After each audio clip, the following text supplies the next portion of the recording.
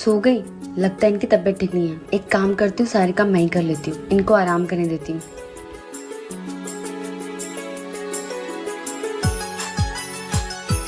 भाभी, अच्छा तो छोटी बहू आराम कर रही है और बड़ी बहू काम कर रही है।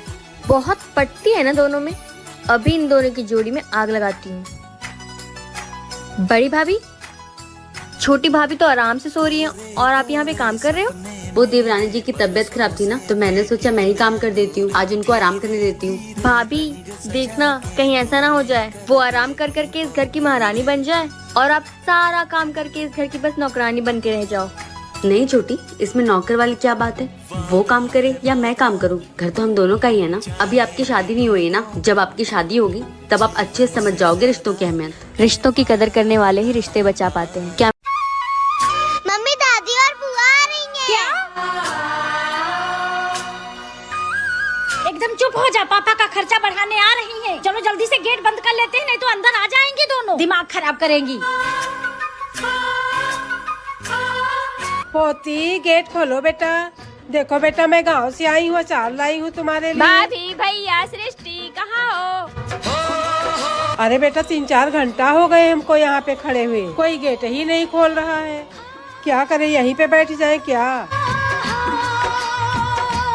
अरे मैं इन लोगों को बहुत देर से देख रहा हूँ, गेट पे बैठी हुई हैं। काम करता हूँ, इनसे पूछ लेता हूँ क्या बात है। क्या हुआ अम्मा, मैं इतनी देर से देख रहा हूँ आप लोग गेट पे बैठी हुई हैं। हाँ बेटा, बहू बेटा की आए थे, लेकिन कोई गेट ही नहीं खोल रहा है। एक काम करिए, आप दोनों लोग मेरे साथ मेरे घर चलिए, मैं कुछ करता हूँ अभी। ठीक है बेटा। बेटा, पिछली बार दादी आई तो पापा से चुगली कर दी थी और इस बार करना नहीं। अरे बहुरिया, तुम्हारी सास कहाँ है? मम्मी जी किचन में खाना बना रही हैं। मम्मी जी, आपकी सहेली आई हुई है। अरे उर्मिला, तू कैसी है? अरे वसुधा, तू खाना बना रही है? आंटी जी, और बताइए, चाय लेंगे या फिर कुछ ठंडा?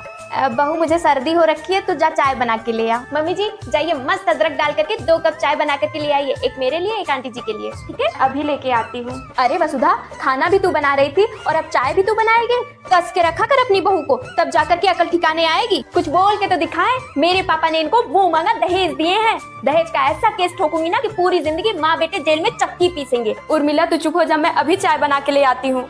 नहीं तो रहने दे, मैं अब चलती हूँ, मुझे एक जरूरी काम याद आ गया। माँ जी हमारा प्लान काम कर गया। अब उर्मिला आंटी सपने में भी दहेज लेने के लिए नहीं सोचेंगी। ऐसे लोगों के साथ ऐसा ही होना चाहिए। हेलो बहन जी, हमें माफ कर दीजिए, अब हमें कोई दहेज नहीं चाहिए, बस आपकी प्यारी सी लड़की। बहू, कल मेरी बेटी की नंद की सगाई है, तुझे यही साड़ी पहन के चलना है उसके ससुराल।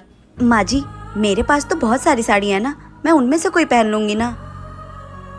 पर माँ जी, ये साड़ी बहुत भारी है, ये मैं नहीं संभाल पाऊंगी। मैं एक काम करती हूँ, मेरे पास जो साड़ी है मैं वही पहन लेती हूँ, इसे आप रख लीजिए। हाँ, मुझे पता है कि तेरे पास 200 रुपए वाली बहुत सारी साड़ियाँ हैं, लेकिन तू वो सब नहीं पहन कर जाएगी। जितना बोल रही हूँ उतना सुन, यही साड़ी पहन कर जाएगी हमारे साथ। बहू, तू क्या चाहती है?